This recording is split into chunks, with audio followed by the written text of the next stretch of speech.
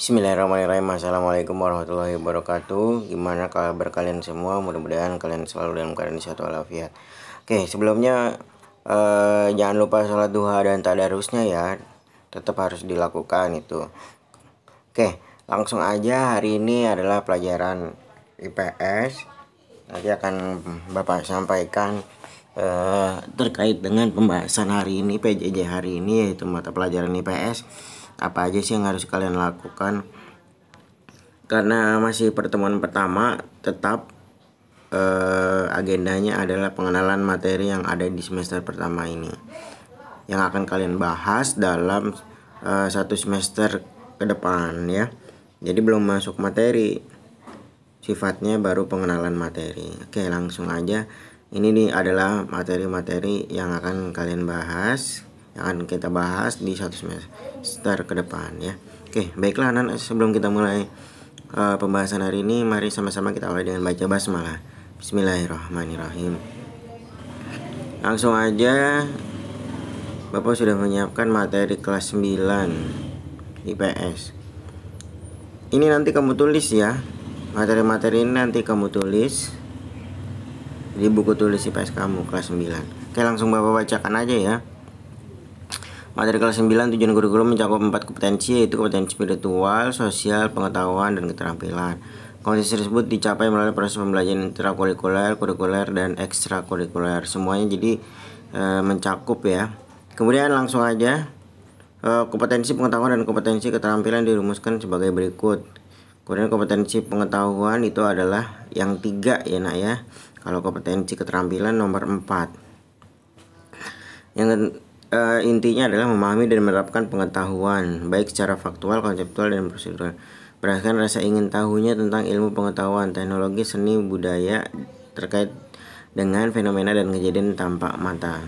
Kemudian yang keterampilannya, kamu harus bisa mengolah, menyaji, dan menalar ranah konkret menggunakan mengurai, merangkai, memodifikasi, dan membuat, dan ranah abstrak menulis, membaca, menghitung, menggambar, dan mengarang sesuai dengan yang dipelajari di sekolah dan sumber yang sama dalam sudut pandang teori. Oke, langsung aja. Nah, ini kompetensi dasar. Ini adalah kompetensi dasar itu pencapaian yang harus kita hasilkan dari mempelajari materi-materi IPS. Pertama adalah kamu harus bisa menelaah perubahan keruangan dan interaksi antar ruang negara-negara Asia dan benua lainnya yang diakibatkan oleh faktor alam, manusia, dan pengaruhnya terhadap ini dulu deh. Menelaah perubahan keruangan dan interaksi antar ruang negara-negara Asia dan benua lainnya. Nah, di situ nanti kita akan pelajari negara-negara yang ada di benua Asia dan juga benua lainnya, negara-negara yang punya pengaruh besar ya. Kita lihat dari faktor alamnya, misalnya kondisi geografisnya, kondisi alamnya, gunung, sungai, itu nanti akan kita pelajari ya. Kemudian pengaruhnya bagi kehidupan manusia, misalnya dari Indonesia yang negaranya letak geografisnya berpulau-pulau, kira-kira kehidupan pengaruhnya terhadap kehidupan sosial ekonomi masyarakat gimana ya kan. Mata pencarian pasti berkaitan dengan mata pencarian. Kemudian pendidikan dan politik yang ada di negara-negara tersebut, yang ada di negara-negara Asia dan negara-negara yang ada pada benua lainnya, itu seperti apa. Jadi pertemuan pembelajaran semester 1 ini nanti kita akan pelajari negara-negara besar yang ada di benua Asia dan benua-benua lainnya ya. Oke, nanti kalian boleh tahu tuh negara-negara yang berpengaruh di benua Eropa misalnya apa aja ya. Misalnya ada Inggris, kemudian ada Jerman. Di benua Amerika yang berpengaruh negaranya apa, misalnya seperti Amerika ya kan. Kemudian juga Brazil, itu sangat berpengaruh.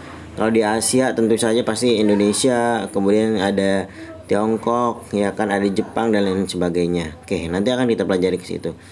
Kemudian prakteknya adalah harus menyajikan hasil telaah tentang perubahan keruangan dan interaksi antar ruang negara-negara Asia dan benua lainnya yang diakibatkan oleh faktor alam. Nah, keterampilannya kamu harus bisa mempresentasikan yang kamu ketahui tentang benua Asia dari faktor alamnya, kemudian pengaruhnya bagi manusia ya, atau dari benua-benua lainnya, dari benua Eropa misalnya kamu mau presentasikan tentang negara Italia, ingin presentasikan negara Jerman, itu sangat berpengaruh. Nah, kamu harus bisa mempresentasikan sendiri kalau kamu udah paham.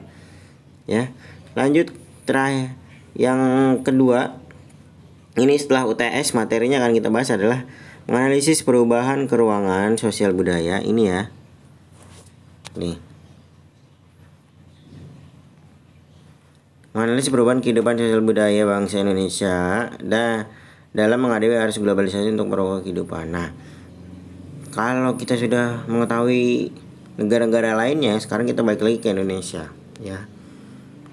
Perubahan keruangan yang ada di Indonesia, perubahan kehidupan sosial budaya akibat arus globalisasi. Kita mempelajari perubahan sosial, ya, yang ada di Indonesia dan cara menanggulanginya gimana untuk memperkokoh kehidupan kebangsaan. Ya, kemudian prakteknya adalah harus menyajikan hasil analisis tentang perubahan kehidupan sosial budaya Indonesia dalam menghadapi arus globalisasi untuk memperkokoh kehidupan bangsa. Nah, ini adalah terkait dengan materi perubahan sosial dan globalisasi. Globalisasi itu perubahan secara menyeluruh. Nah, di negara itu pasti ada kemunculan internet. Nah, dari kemunculan internet itu pasti banyak berbagai macam dampak kehidupan sosial budaya. Ya, nah di Indonesia pasti sudah banyak ya. Salah satunya adalah penggunaan aplikasi TikTok. Coba deh kamu lihat, ya, pengaruh sosial budayanya seperti apa, berdampak positif atau negatif. Nah, itu kurang lebih akan kita pelajari seperti itu, ya. Oke. Kemudian yang 3.3 dan 3.3.4 itu adalah materi di semester 2. Insya Allah nanti akan kita bahas lagi, ya. Sementara itu dulu cukup 2 materi besar yang akan kita bahas di semester pertama ini. Demikian. Jangan lupa kalau sudah menonton video ini komen ya nak ya, komen. Kemudian kalau emang nggak bisa komen, screenshot kalau kamu sudah menonton video ini, ya. Oke, itu aja yang bisa Bapak sampaikan, kurang lebihnya mohon maaf. Yuk sama-sama kita awali dengan kita akhiri dengan baca hamdalah. Alhamdulillahirobbilalamin. Oke. Jangan lupa tetap jaga kesehatan, jaga jarak, jangan lupa memakai masker kalau pergian keluar, tapi lebih baik di rumah aja. Kalau habis memegang sesuatu sebelum makan, sebaiknya mencuci tangan terlebih dahulu. Terima kasih. Wassalamualaikum warahmatullahi wabarakatuh.